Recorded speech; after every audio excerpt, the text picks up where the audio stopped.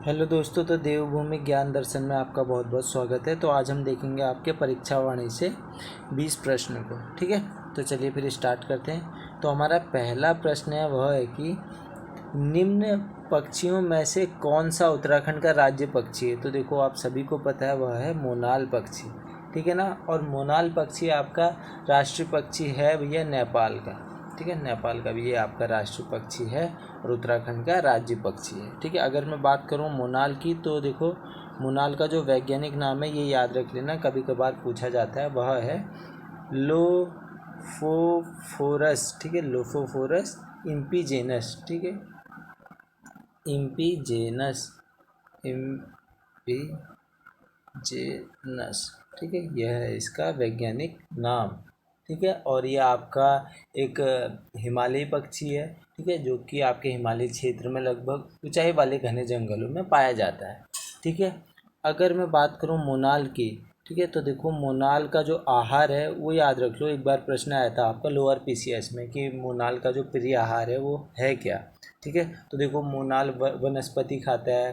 ठीक है, और कीड़े मकोड़े भी खाता है। अगर मैं बात करूं मोनाल के प्रिय आहार की, तो वह आलू भी है। ठीक है, क्योंकि क्या होता है ना, मोनाल पहाड़ों में जो आलू की खेती है ना वो बर्बाद कर देता है। ठीक है, बर्बाद कर देता है, इसलिए हम कहते हैं कि भैया ये मोनाल का ना प्रिय आहार है आलू।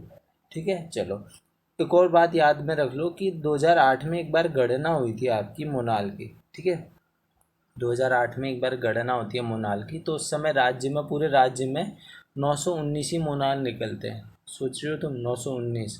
तो अब शायद बढ़ गए होंगे या घट गए होंगे। ठीक है, ये 2008 की गणना है आपकी।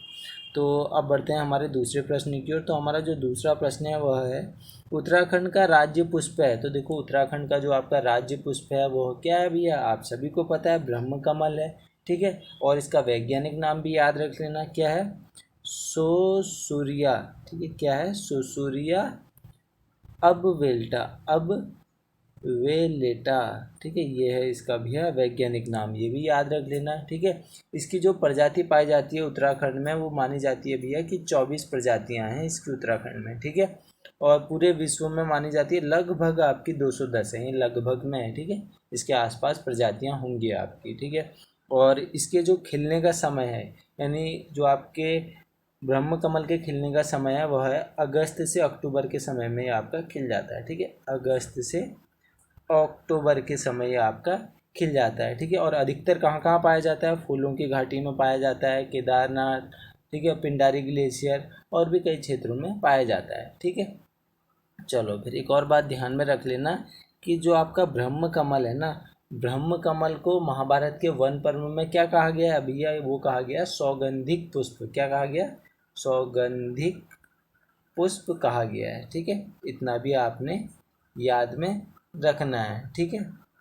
और अगर हम ब्रह्म कमल को धार्मिक दृष्टि से देखें ना, तो ये हमारे लिए बहुत ही ज़्यादा महत्वपूर्ण है और अति पवित्र भी माना जाता है। ठीक है, जो ब्रह्म कमल है ना, ब्रह्म कमल को केदारनाथ में भगवान शिव को अर्पित किया जाता है। ठीक है, और एक विशेष प्रसाद के रूप में बांटा भी जाता है। ठीक है, इतना भी आपने ध्यान में रखना है। चलो फिर अब बढ़ते हैं हमारे अगले प्रश्न की ओर। तो हमारा अगला प्रश्न है, यानी तीसरा प्रश्न है, अस्कोट वन्यजीव अभ्यारण्य किस जनपद में स्थित है आपका। तो भैया आप सभी को पता है अस्कोट वन्यजीव अभ्यारण्य कहाँ स्थित है, वह है आपका पिथौरागढ़ जिले में। ठीक है, ऑप्शन डी इसमें हमारा बिल्कुल ही सही हो जाएगा। अस्कोट वन्यजीव अभ्यारण्य लगभग आपका 284 वर्ग किलोमीटर में फैला हुआ है। ठीक है, और अस्कोट वन्यजीव अभ्यारण्य की जो कह सकते हो आप स्थापना हुई थी वो कब हुई थी, वो हुई थी 1986 में। ठीक है ना, चलो इतना भी आपने ध्यान में रखना है। जो आपके कस्तूरी हिरण होते हैं ना, उनके आवास के और संरक्षण के उद्देश्य से इसे स्थापित किया गया था। ठीक है ना, कहाँ पे है भैया ये जो आपकी अस्कोट और पिथौरागढ़ और धारचूला वाली रोड है उसके बीच में है आपका ये अस्कोट वन्यजीव अभ्यारण्य। ठीक है, तभी आपने याद में रखना है। चलो कुछ और अभ्यारण्य भी याद में रख लो, जैसे 1977 ले लो सबसे पहले। 1977 में क्या होता है ना, मेहरूणी कस्तूरी अनुसंधान केंद्र की स्थापना होती है बागेश्वर में। ठीक है, किधर भैया, बागेश्वर में स्थापना होती है 1977 में। ठीक है, फिर क्या होता है, फिर 1986 आता है। 1986 में पिथौरागढ़ में अस्कोट की स्थापना होती है भैया। ठीक है, अस्कोट की फिर फिर देख लो, इससे पहले 1986 से एक 1982 भी याद कर लो। चलो 1982 चमोली ज़िले में काचूला खर्क, ठीक है, एक आपका चमोली ज़िले में क्या है, काचूला खर्क, उसकी भी स्थापना होती है। क्या है भैया काचूला खर्क? एक कस्तूरी मृग प्रजनन एवं संरक्षण केंद्र है आपका। ठीक है, चलो इतना भी आपने याद में रखना है। अब बढ़ते हैं फिर हमारे अगले प्रश्न की ओर। तो हमारा जो चौथा प्रश्न है वह है, राज्य पक्षी मोनाल का प्रिय आहार है। तो ये मैं आपको बता चुका हूँ, ठीक है, आलू है। चलो फिर अब बढ़ते हैं हमारे पांचवें प्रश्न की ओर। तो हमारा पांचवा प्रश्न है कि उत्तराखंड में काचूला खर्क है। तो भैया उत्तराखंड में काचूला खर्क क्या है, अभी मैं आपको बता चुका हूँ, एक आपका कस्तूरी मृग प्रजनन एवं संरक्षण केंद्र है। तो हमारा बिल्कुल सही हो जाएगा ऑप्शन नंबर सी। ठीक है, किधर है, चमोली में है। ठीक है ना, चमोली में है आपका काचूला खर्क अभ्यारण्य। ठीक है, और अगर मैं बात करूं इस काचूला खर्क की, तो ये पार्ट है ना भैया केदारनाथ वन्यजीव अभ्यारण्य का ही पार्ट है। ठीक है, केदारनाथ वन्यजीव अभ्यारण्य का पार्ट है ये आपका। ठीक है, चलो अब देखो जो हमारा छठा प्रश्न है वह है कि राज्य पुष्प ब्रह्मकमल की उत्तराखंड में कितनी प्रजातियां पाई जाती हैं। तो मैं आपको बता चुका हूँ, लगभग 24 प्रजातियां पाई जाती हैं। ठीक है ना, तो उत्तराखंड की बात है। अगर मैं बात करूं भारत में ब्रह्मकमल की से जुड़ी कितनी प्रजातियां पाई जाती हैं, तो लगभग आपकी 60 प्रजातियां पाई जाती हैं। ठीक है, चलो फिर अब बढ़ते हैं हमारे अगले प्रश्न की ओर। तो हमारा जो सातवां प्रश्न है वह है, राज्य वृक्ष बुरांस में फूल लगने का समय है। तो देखो जो राज्य वृक्ष बुरांस में फूल लगने का समय होता है ना, तो क्या होता है, जैसे ही आपकी मकर संक्रांति आती है, मकर संक्रांति के बाद जब जैसे जैसे गर्मी बढ़ने लगती है, उसके साथ धीरे धीरे ये फूल आपका खिलता है। यानी फरवरी से अप्रैल होगा, फरवरी से अप्रैल के बीच में ये आपका इसका फूल लगने का समय है। ठीक है ना, और ये आपका एक पर्वतीय वृक्ष है। ठीक है, आपको यहाँ मैदानी भागों में नहीं मिलेगा ये। ठीक है, बसंत के मौसम में भैया इसमें बहुत फूल पाए जाते हैं। ठीक है, अगर मैं बात करूँ बुरांस की, तो बुरांस याद रख लेना ना, जो नेपाल है, नेपाल का राष्ट्रीय फूल भी क्या है, बुरांस ही है। ठीक है ना, चलो भैया इतना ध्यान रख लेना। और एक और चीज़ याद रख लो, चलो 1974 में एक अधिनियम आया था आपका, 1974 में एक आपका वन अधिनियम आया था, जिसके तहत क्या किया गया था, संरक्षित वृक्ष इसे घोषित किया गया था, किसे, बुरांस को। ठीक है, कि भैया संरक्षित है, इसको काटा नहीं जाएगा, लेकिन अभी भी काटा जाता है। ठीक है, आप सभी जानते होंगे पहाड़ों का क्या हाल है। ठीक है, चलो अब देखो अगर मैं बात करूं आपके बुरांस वृक्ष की, तो एक और चीज़ याद रख लेना, जो बुरांस का जूस है ना, कहते हैं कि वो जिसको हार्ट की प्रॉब्लम है उसके लिए बहुत ही लाभदायक होता है, कहते हैं। ठीक है, चलो अब बढ़ते हैं फिर अगले प्रश्न की ओर। तो हमारा जो अगला प्रश्न है वह है कि यानी आठवां प्रश्न, किस तिथि को राज्य का नाम उत्तरांचल से उत्तराखंड कर दिया गया था। तो जैसा कि आप सभी को पता है वो कब कर दिया गया था, 1 जनवरी सन 2007 को। ठीक है, 1 जनवरी 2007 से भैया आपका उत्तरांचल बन गया था उत्तराखंड। ठीक है, अगर मैं बात करूं आपके इसके उत्तराखंड के गठन की, तो देखो जो उत्तराखंड के गठन के समय इसका नाम उत्तरांचल रखा गया था। ठीक है ना, तो 21 दिसंबर, याद कर लेना डेट, 21 दिसंबर 2006 को। ठीक है ना, 21 दिसंबर 2006 को, 21 दिसंबर 2006 को ना एक आपका आता है उत्तरांचल अधिनियम 2006, उसका नाम होता है आपका उत्तरांचल अधिनियम 2006। ठीक है, 2006 पारित होता है, और इसमें क्या कहा जाता है, अब भैया आपसे जो आपका उत्तरांचल है, तो इसका नाम आपसे आपका होगा उत्तराखंड। ठीक है ना, ऐसा कहा जाता है, और इसी बार ये परिवर्तित हो जाता है। ठीक है, तब भारत सरकार एक अधिसूचना जारी करती है। अधिसूचना आपने UK SSC में देखा होगा कि अधिसूचना जारी हुई है। ठीक है, तो भारत सरकार एक अधिसूचना जारी करती है कि भैया जो 29 दिसंबर 2006 के अनुसार, 29 दिसंबर 2006 के अनुसार जो भी आपके उत्तराखंड है, उत्तराखंड का जो नाम है वो उत्तरांचल आपका प्रभावी हो जाएगा 1 जनवरी 2007 से। ठीक है, 1 जनवरी 2007 से। अब देखो बिल पारित होगा, तुरंत तो करेंगे नहीं ना, अब तुरंत तो कर नहीं देंगे कि हाँ भैया चलो अब पारित हो गया तो उसी टाइम, नहीं, तो एक डेट फिक्स हुई आपकी 1 जनवरी 2007 से। फिर जो है आपके जहाँ जहाँ उत्तराखंड उत्तरांचल लिखा है वहाँ वहाँ आपका उत्तराखंड लिखा जाएगा। ठीक है, 1 जनवरी 2007 से प्रभावी होगा। समझ गए चीज़ों को। चलो फिर अब बढ़ते हैं हमारे 9वें प्रश्न की ओर। तो हमारा जो 9वां प्रश्न है ना वह है, निम्न में से कौन विधानसभा सीट अनुसूचित जनजाति के लिए आरक्षित है, मतलब कौन सी विधानसभा सीट जो है अनुसूचित जनजाति के लिए आरक्षित है। तो देखो वो आरक्षित है आपकी कौन सी भैया, वो है आपकी चकराता विधानसभा सीट। ठीक है, चकराता विधानसभा सीट है आपकी अनुसूचित जनजाति के लिए। ठीक है, अब देखो एक होता है आपका एससी, एक होता है एसटी। ठीक है, तो ये एसटी के लिए है। ठीक है, अनुसूचित जनजाति लिखा है तो एसटी है। ठीक है, तो देखो विधानसभा में कुल आपकी 70 सीट है। ठीक है, 70 सीटें जिसमें आरक्षित हैं 15 सीटें। ठीक है, 15 सीटें आरक्षित हैं, 13 हो गई आपकी एससी की और 2 हो गई आपकी एसटी की। ठीक है, इतना आपने ध्यान में रखना है। और अगर मैं बात करूँ दो कौन कौन सी है एसटी की, तो दो, एक तो मैं आपको बता चुका हूँ यहाँ चकराता से, और एक है आपकी उधम सिंह नगर नानक मता से। ठीक है, उधम सिंह नगर नानक मता से एक है आपकी। ठीक है, एसटी के लिए। ठीक है, चलो इतना आप समझ गए होंगे। तो अब बढ़ते हैं हमारे अगले प्रश्न की ओर, यानी 10वें प्रश्न की ओर।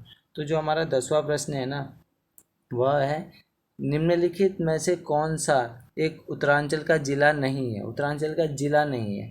तो वह है आपका, देखो आप सभी को पता होगा, रुड़की। ठीक है ना, रुड़की हरिद्वार में आता है भैया। ठीक है ना, तो ये आपका एक ज़िला नहीं है। तो ये हमारा बिल्कुल ही सही ऑप्शन हो जाएगा, नहीं है पूछा है। ठीक है, तो अब बढ़ते हैं हमारे अगले प्रश्न की ओर। तो हमारा जो 11वां प्रश्न है ना, वह है उत्तरांचल में एक ग्राम सभा की स्थापना की जाती है। ठीक है ना, उत्तरांचल में ग्राम सभा की स्थापना की जाती है। तो इसमें जो हमारा सही आंसर है वह है राज्य सरकार द्वारा भैया की जाती है। ठीक है ना, अगर मैं बात करूँ ग्राम सभा की, तो आप एक और चीज़ यहाँ से ध्यान में ला सकते हो कि भैया जो हमारे प्रथम बार आपके पंचायती चुनाव हुए थे उसकी डेट याद कर लेना। प्रथम बार पंचायती चुनाव हुए थे सन 2003 में। ठीक है, और विधानसभा चुनाव कब हुए थे, विधानसभा चुनाव हुए थे आपका 14 फरवरी 2002 को। 14 फरवरी 2002 को हुए थे आपके विधानसभा चुनाव। ठीक है, पहली बार की बात कर रहा हूँ। ठीक है, और फिर क्या होता है, एक और चीज़ एडिशनल याद रख लो, बहुत बार पूछा जाता है कि सन 2008 में ना, मार्च से सन 2008 में क्या हुआ था, जो महिलाओं को पहले आरक्षण प्राप्त था ना पंचायतों में, वो था आपका 33%। तो 2008 में क्या किया गया, जो महिलाओं का 33% आरक्षणों से बढ़ा के भैया 50% कर दिया गया था। कब, 2008 में। ठीक है, इतना भी आपने ध्यान में रखना है। और देखो उत्तराखंड राज्य जब आपका बना था ना, उस समय हमारा स्वयं का खुद का पंचायती राज अधिनियम तो था नहीं। ठीक है ना, पंचायती राज अधिनियम तो था नहीं खुद का। तो हमने अपना पंचायती राज अधिनियम कब बनाया, ये भी आपको याद में होना चाहिए। तो ये बनाया था आपका सन 2016 में। ठीक है, खुद का पंचायती राज अधिनियम कब बनाया था, सन 2016 में बनाया था। और फिर इसमें संशोधन भी हुआ था एक बार आपका, वो कब हुआ था, सन 2019 में। ठीक है, इतना भी आपने याद में रखना है। चलो एक और चीज़ याद में कर लो फिर, जो हमारी संरचना है ना पंचायती राज व्यवस्था की, वो है त्रिस्तरीय संरचना है। ठीक है, त्रिस्तरीय कहने का मतलब है ये हो गया आपका जिला पंचायत। ठीक है, जिला पंचायत, और जिला पंचायत के नीचे हो गया क्षेत्र पंचायत। ठीक है ना, क्षेत्र पंचायत, फिर यहाँ पे ग्राम पंचायत कर लो, ग्राम पंचायत कर लो। ठीक है ना, अगर मैं बात करूँ, चलो एक और बात ध्यान में रख लो इनके अधिकारी की। तो देखो इसमें होता है आपका जिला विकास अधिकारी। ठीक है ना, जिला विकास अधिकारी, और इसमें होता है आपका खंड विकास अधिकारी, खंड विकास अधिकारी जिसे आप बीडीओ भी कहते हो। ठीक है, और इसमें होता है आपका ग्राम पंचायत विकास अधिकारी। ठीक है, जिसे आप क्या कहते हो भैया, वीपीडीओ भी कहते हो। ठीक है, चलो समझ गए चीज़ों को। अब बढ़ते हैं हमारे अगले प्रश्न की ओर। तो जो हमारा अगला प्रश्न है वह है राज्य के कितने नगरों में नगर निगम है। तो भैया जो राज्य के कितने नगरों में नगर निगम है, तो इसमें आपका सही आंसर है 9 नगरों में आपका नगर निगम है। ठीक है ना, एक अभी आपका नया नया बनाया है वो है श्रीनगर। ठीक है, 21 गाँव को मिलाकर बनाया गया है आपका श्रीनगर को नगर निगम। ठीक है, चलो इतना भी आपने याद में रखना है। एक और बात यहाँ से मैं आपको बता देता हूँ कि नगर निगम, आपने बहुत बार सोचा होगा यार नगर निगम चक्कर क्या है, कहीं नगर निगम है, कहीं आपकी नगर परिषद है, कहीं नगर पंचायत है, तो ये है क्या चक्कर। चलो ये भी मैं आपका डाउट जो है वो क्लियर कर देता हूँ। सबसे ऊपर लिख लो भैया नगर पालिका। ठीक है, क्योंकि नगर पालिका के अंडर ये सभी कुछ आ गया आपका, ये समझो नगर पालिका लिख लिया अब आपने। अब नगर पालिका को ऐसे बांट दो भैया 3 भागों में। ठीक है, ऐसे 3 भागों में बांट दो। और पहले में लिख लो आप नगर पंचायत, यहाँ पे लिख लो नगर पंचायत। ठीक है, पंचायत, और दूसरे में क्या लिखोगे आप, नगर परिषद।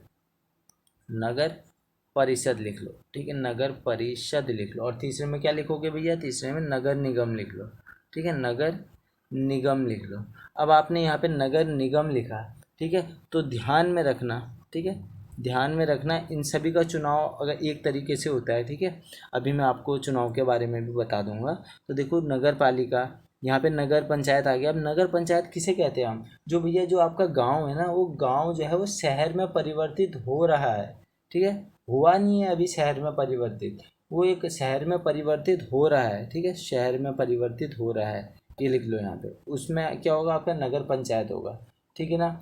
और जो नगर परिषद होगा, यहाँ पे जो आपके छोटे नगरीय क्षेत्र हैं उसे आप कह लो छोटे छोटे नगरीय क्षेत्र, उसे आप कह देना हाँ भैया ये आपका नगर परिषद में है, ठीक है।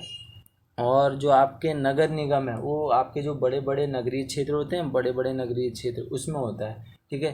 जैसे उधम सिंह नगर में है आपका, ठीक है ना, उधम सिंह नगर में है आपका।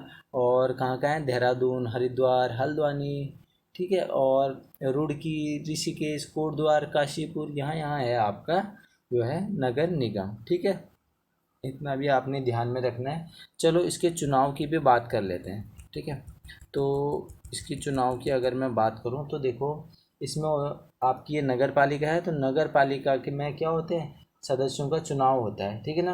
अब नगर पालिका के अंदर अगर मैं बात करूं तो ये तीनों आ रहे हैं ना, तो इसमें क्या होते हैं, जैसे मान लो ये पूरा आपका शहर है, तो यहाँ से एक एक जो है वार्ड मेंबर उठा दिए जाएंगे, ठीक है। इस शहर को बांट दिया जाता है वार्डों में, और इसको हम फिर कह देते हैं यहाँ से एक एक जो है वार्ड मेंबर उठेगा, ठीक है। क्योंकि एक टुकड़ा कर दिया है शहर का, तो यहाँ से ये एक वार्ड हो गया, इसका रख लेंगे हम वार्ड नंबर। मान लो वार्ड नंबर 5 रख लिया या वार्ड नंबर 2 रख लिया, तो वार्ड नंबर 1 से उठेगा एक आदमी, फिर यहाँ से एक सदस्य और उठेगा, तो ऐसे करके इसमें सदस्य उठते हैं, ठीक है।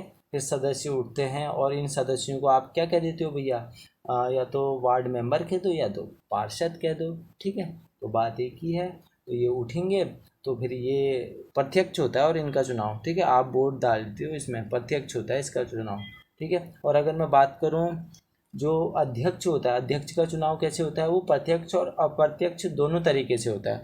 अब वो राज्यों के ऊपर डिपेंड है, ठीक है, राज्य उसे कैसे कराती है, कि प्रत्यक्ष कराती है या अप्रत्यक्ष कराती है। हमारी उत्तराखंड सरकार तो मेरे ख्याल से प्रत्यक्ष कराती है, ठीक है, हम वोट डालते हैं उसमें। अभी हम इस पर आगे जाके बात करेंगे, ठीक है। चलो फिर अब बढ़े अगले प्रश्न की ओर। उत्तरांचल के किस नगर निगम का नगर प्रमुख, देखो अब प्रश्न आ गया, तो अब मैं इसमें आपको बता दूंगा, ठीक है। नगर प्रमुख चुना जाता है भैया, वो चुना जाता है आपका स्थानीय जनता द्वारा निर्वाचित किया जाता है, ठीक है। अभी मैंने आपको क्या बताया भैया, राज्यों पे डिपेंड करता है, राज्य अध्यक्ष का चुनाव कैसे करवाती है, ठीक है। अध्यक्ष को आप क्या कह देते हो, महापौर कह देते हो या मेयर कह देते हो, ठीक है। इसी जो आपका ये नगर प्रमुख है इसी को आप मेयर कह दो, ठीक है, आप इसको मेयर ही कहोगे, ठीक है। अगर मैं बात करूं आपकी एक नगर निगम बनती कैसे है, तो ये है आपकी नगर निगम। नगर निगम की संरचना होती है भैया, एक होता है आपका मेयर, ठीक है, एक होता है फिर आपका डिप्टी मेयर, ठीक है, डिप्टी मेयर। फिर जो आपके जो सभासद होते हैं जिसे आप कहते हो भैया ये वार्ड मेंबर हैं या पार्षद हैं, फिर यहाँ पे पार्षद लिख लो, ये पेन नहीं चलती है इन मौके पे, चल गई चल गई, तो देखो यहाँ पे पार्षद लिख लो, ठीक है, पार्षद लिख लो। समझ गए बात को। चलो कोई कन्फ्यूजन तो नहीं है कि भैया हाँ चुनाव कैसे होता है, क्या होता है। प्रत्यक्ष चुनाव क्या होता है भैया, सीधे आप वोट डालते हो। अप्रत्यक्ष चुनाव क्या होता है, अप्रत्यक्ष चुनाव में चलो एक डेमो दे देता हूँ, होता क्या है। जैसे ये वार्ड मेंबर उठे हैं, ये वार्ड मेंबर जीतेंगे, फिर ये जीतेंगे, इन्हें जनता ने चुना है, फिर ये जो वार्ड मेंबर है ये एक आदमी को चुनेंगे, ये कहेंगे चलो भैया हम 10 लोग जीत गए, हम अपने 10 में से ही एक को बना देते हैं, क्या मेयर बना देते हैं, ठीक है। तो ये क्या है, एक आपका अप्रत्यक्ष चुनाव हो गया मेयर के लिए, ठीक है। समझ गए चीज़ों को, कोई कन्फ्यूजन तो नहीं है। अब बढ़े फिर आगे की ओर। तो अब जो हमारा 14वां प्रश्न है वह है कि उत्तरांचल राज्य की स्थायी राजधानी के लिए स्थान चयन हेतु राज्य सरकार द्वारा बनाया गया आयोग था, तो भैया एक सदस्यीय आयोग था आपका दीक्षित आयोग, ठीक है। कौन सा आयोग था, वो था आपका दीक्षित आयोग, इसमें हमारा बिल्कुल ही सही हो जाएगा, ठीक है। कब गठन हुआ था भैया ये दीक्षित आयोग का, वो हुआ था आपका जनवरी 2001 में, ठीक है, जनवरी 2001 में। एग्जैक्ट डेट तो मेरे को भी याद नहीं आ रही है, ठीक है। जनवरी 2001 में इसका गठन हुआ था। एक सदस्यीय आपका दीक्षित आयोग था और इसने अपनी रिपोर्ट सन 2008 में सौंपी थी, ठीक है ना, सौंपी थी, उस पर कोई कार्रवाई हुई या नहीं हुई ये अभी तक सोच ही रही है सरकार, ठीक है ना। चलो फिर समझ गए चीज़ों को, अब बढ़ें फिर आगे की ओर। तो अब हमारा जो अगला प्रश्न है वह है कि उत्तरांचल सरकार के गठन की तिथि है। तो भैया ये तो काफ़ी आसान प्रश्न है, 9 नवंबर सन 2000, यानी आपका 9/11 सन 2000। ठीक है, समझ गए चीज़ों को। तो अब हमारा जो अगला प्रश्न है वह है कि उत्तरांचल राज्य में महिलाओं के लिए सभी श्रेणी की सेवाओं में कितने प्रतिशत का क्षैतिज आरक्षण का प्रावधान किया गया है। क्षैतिज आरक्षण बोल रहा है, ठीक है, तो वो है 30%। ठीक है, अब देखो, एक होता है आपका क्षैतिज आरक्षण, एक होता है आपका वर्टिकल आरक्षण। ठीक है, क्षैतिज आरक्षण जो कि आपका वर्टिकल यानी आप कह दो एक जो सीधा सीधा दिया जाता है ना आपको आरक्षण कि हाँ भैया SC को 19%, OBC को 14%, ठीक है, और ST को 4%, आर्थिक रूप से कमज़ोर लोगों को 10%। ठीक है, वो एक क्षैतिज क्या होता है, जो उत्तराखंड की महिलाएं हैं, उत्तराखंड की महिलाओं को 30% दिया जाएगा, और जो भूतपूर्व सैनिक हैं, जो भूतपूर्व सैनिक हैं उनको 5% दिया जाएगा, जो दिव्यांग लोग हैं उनको 4% दिया जाएगा, और जो उत्तराखंड के स्वतंत्र संग्राम सेनानी हैं, स्वतंत्रता संग्राम सेनानी, उनको 2%। ठीक है, और उत्तराखंड के अनाथ बच्चों को 5%। तो ये है आपका क्षैतिज आरक्षण। ठीक है ना, वर्टिकल में क्या आता है आ जाता है, OBC को 14% है, ST को 4%, आर्थिक रूप से कमज़ोर लोगों को 10%। तो ऐसा आ जाता है आपका वर्टिकल आरक्षण में। ठीक है, चलो अब बढ़ते हैं हमारे अगले प्रश्न की ओर। तो हमारा जो 17वां प्रश्न है वह है उत्तरांचल विधानसभा में एक सदस्य नामित किया जाता है। तो आप सभी को पता है वो किया जाता है भैया एंग्लो इंडियन। ठीक है, एंग्लो इंडियन किया जाता है। ठीक है, एंग्लो इंडियन कौन होता है भैया, जो व्यक्ति भारत में रहता हो और यानी जिसका पिता क्या हो भैया, या तो अंग्रेज हो या मतलब कह सकते हो आप विदेशी हो, या तो यूरोपियन हो, उसी को हम कह देते हैं भैया एंग्लो। एंग्लो माने क्या होता है, अंग्रेज। ठीक है ना, अंग्रेज और इंडियन, या तो उसके जो यहाँ पे पूर्वज लोग हैं वो यहाँ या तो ब्रिटिशर हों, ठीक है, यहाँ निवास करते हों पहले। ठीक है, समझ गए। चलो फिर अब बढ़ते हैं हमारे अगले प्रश्न की ओर, यानी 18वें प्रश्न की ओर। तो हमारा 18वां प्रश्न है उत्तरांचल उच्च न्यायालय कहाँ स्थित है। आप सभी बता दोगे भैया वो नैनीताल में स्थित है। ठीक है, अब वो नैनीताल में स्थित है, और कौन सा अनुच्छेद के तहत राज्य के लिए एक उच्च न्यायालय का प्रावधान किया गया है ये भी आपने याद में रखना है। तो ये है आपका अनुच्छेद 214। ठीक है, अनुच्छेद 214 में भैया यह प्रावधान है कि राज्य के लिए एक उच्च न्यायालय होगा आपका। ठीक है ना, और अगर मैं बात करूँ नैनीताल उच्च न्यायालय की, तो जो 9 नवंबर सन 2000 है, 9 नवंबर सन 2000 को ये देश के 20वें, ठीक है ना, 20वें उच्च न्यायालय के रूप में नैनीताल उच्च न्यायालय की हमारी स्थापना हो जाती है। ठीक है ना, और इसके जो प्रथम प्रथम मुख्य न्यायाधीश थे वो भी याद कर लो, वो थे आपके ए देसाई। ठीक है, ए देसाई। ए देसाई जी का पूरा नाम क्या है, वो है अशोक अभयंकर देसाई जी। ठीक है, और अगर मैं यहीं पे बात कर लूँ कि पूरे भारत में आपके कितने उच्च न्यायालय हैं, तो अभी फ़िलहाल हैं आपके 25 उच्च न्यायालय। ठीक है, 25वां कौन सा है, वो है आपका 25वां आंध्र प्रदेश हाई कोर्ट है। ठीक है, आंध्र प्रदेश हाई कोर्ट है। ठीक है, इतना भी आपने ध्यान में रखना है। चलो फिर अब बढ़ें आगे की ओर। तो हमारा अगला प्रश्न है कि राज्य उच्च न्यायालय में अध्यक्ष सहित न्यायाधीशों की संख्या है, तो वह है भैया 11। ठीक है, 11 संख्या है आपकी उत्तराखंड में। चलो इतना आपने ध्यान में रखना। आप बढ़े अगले प्रश्न की ओर, और ये आज का आपका लास्ट प्रश्न भी है। ठीक है, निम्न में से कौन गढ़वाल मंडल में नहीं है पूछा है आपसे, तो वह है आपका बागेश्वर।